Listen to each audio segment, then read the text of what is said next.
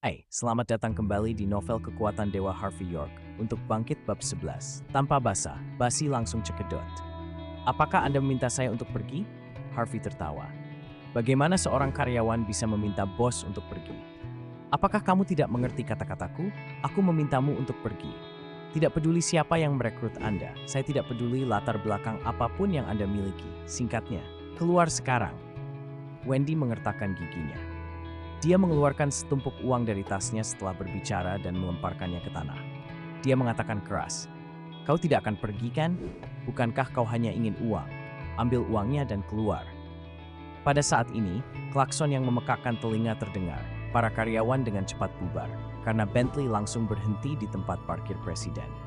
Kemudian, seorang wanita berusia awal 20-an, mengenakan kemeja putih, celana kulit halus, dan kuncir kuda, dengan cepat berjalan turun sambil memegang kantong. Penampilannya hampir setingkat dengan Wendy, tetapi temperamennya tidak ada bandingannya dengan Wendy. Dia bahkan tidak melihat orang lain dan dengan cepat berjalan ke Harvey. Dia membungkuk 90 derajat dan berkata, "Maafkan aku, Mr. York. Ada lalu lintas, maka keterlambatan saya." Harvey melirik keindahan ini dan ingat bahwa dia adalah Yvonne Xavier. Dia pernah berada di bawahnya ketika dia masih di Yorks. Dia tidak pernah berpikir dia telah menjadi sekretaris presiden York Enterprise.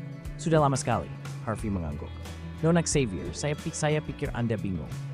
Wendy melangkah maju saat ini. Wajahnya yang cantik penuh dengan kemarahan. "Semua orang tahu siapa presiden. Anda tidak bisa hanya menemukan pembersih dan memanggilnya begitu." "Pembersih?" Yvonne memandang Harvey dengan hati-hati. Dia melihat wajahnya tanpa ekspresi. Dia kemudian berbalik untuk melihat Wendy dengan dingin. "Nona Sorrel, buka matamu dan dengarkan baik-baik. Mulai hari ini adalah presiden baru kami, Mr. York." "Apa?" Semua orang terkejut, terutama kepala keamanan. Dia merasa kakinya telah melunak. Dia menendang mobil presiden. "Ini, bagaimana mungkin? Mustahil." Wendy menggigit bibirnya yang tipis. "Orang ini bernama Harvey. Ya, tapi dia teman sekelas kuliahku. Aku tahu apa yang dia lakukan. Bagaimana dia bisa menjadi presiden kita?" Wendy merasa sangat bingung. Bagaimana seorang presiden bisa menjadi menantu yang tinggal di rumah? Bagaimana bisa seorang presiden datang untuk bekerja dalam pakaian ini? Selain itu, ia tertangkap menjadi pengedar di Platinum Hotel kemarin. Seseorang seperti Harvey, bahkan jika dia mengenakan jubah naga, tidak akan terlihat seperti pangeran. "Anda, sebagai manajer, tidak memiliki hak untuk memutuskan apakah dia presiden atau tidak," kata Yvonne ringan. Yvonne mengatakan kata manajer cukup keras. Baru-baru ini, ada desas-desus bahwa Wendy akan dipromosikan menjadi manajer umum. Banyak orang-orang menyanjung sekelilingnya. Tapi sekarang, pada saat ini, Wendy tidak bisa memikirkan apapun. Wajahnya yang cantik pucat. Dia merasa bahwa bahkan tumitnya melemah. Dia tidak berani melihat Harvey sama sekali. Dia adalah individu berkinerja tinggi dan memiliki banyak koneksi di York Enterprise. Dia bahkan akan dipromosikan menjadi manajer umum. Namun dia ingin memecat presiden hari ini. Dia bahkan melemparkan setumpuk uang ke tanah untuk dia. Tuan York, aku tidak bersungguh-sungguh." Setelah sekian lama, Wendy berjalan ke arah Harvey dan berkata dengan gemetar, "Ambil uangnya. Mungkin ini akan menjadi biaya hidup Anda di masa depan." Harvey berkata dengan dingin. Wendy gemetar. Dia tidak berani menjawab. Harvey mengabaikannya dan menatap kepala keamanan. Sementara itu, kepala keamanan tercengang dan wajahnya kusam. "Kamu dipecat." Harvey berbicara dengan tenang, berbalik, dan masuk ke perusahaan. Sekelompok orang mengikutinya. Banyak karyawan yang membicarakannya. York Enterprise adalah perusahaan besar dengan hampir 5.000 karyawan. Hanya sedikit orang yang tahu tentang pergantian presiden yang tiba-tiba.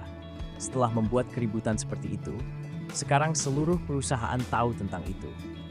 Banyak karyawan yang membungkuk kepadanya menyapa sepanjang jalan.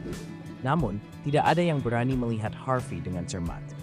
Don juga membungkuk di kerumunan. Dia mengangkat kepalanya dan melirik punggung Harvey. Dia membeku sebentar, merasa sedikit akrab, tetapi dia dapat mengingat punggung siapa ini. Kantor presiden berada di lantai atas gedung kantor dan menempati seluruh lantai. Itu telah diperbaharui semalam, sesuai dengan kebiasaan masa lalu Harvey.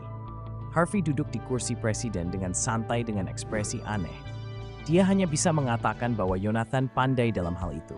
Bahkan pengaturannya dilakukan dengan rapi, membuatnya merasa nyaman membayar 10 miliar untuk itu. Wendy juga berdiri di kantor dengan ekspresi khawatir selain Harvey dan Yvonne. Yvonne mengabaikannya dan mengeluarkan beberapa dokumen. Dia meletakkannya di depan Harvey dan berkata, "Tuan York, dokumennya ada di sini. Perusahaan akan menjadi milik Anda mulai hari ini dan seterusnya." Harvey memeriksa dokumen dengan hati-hati untuk memastikan tidak ada celah dalam kontrak dan menandatanganinya. Yvonne mengeluarkan folder lain dan berkata, "Tuan York, ini adalah beberapa proyek besar untuk tahun lalu, serta investasi yang baru saja direncanakan baru-baru ini. Selain itu, ini adalah kandidat yang akan segera dipromosikan. Silakan lihat melalui itu." "Saya tidak perlu melihat melalui itu. Batalkan saja semua investasi yang direncanakan sebelumnya, dan beritahu mitra bahwa presiden telah berubah." Harvey berkata ringan. Satu kalimatnya telah memutuskan hidup dan mati keluarga yang tak terhitung jumlahnya di Nyumhi. Dan juga, umumkan kepada publik bahwa perusahaan akan menambah $5 miliar untuk berinvestasi dalam proyek-proyek terbaik di Nyumhi. Untuk promosi, dorong kembali dulu.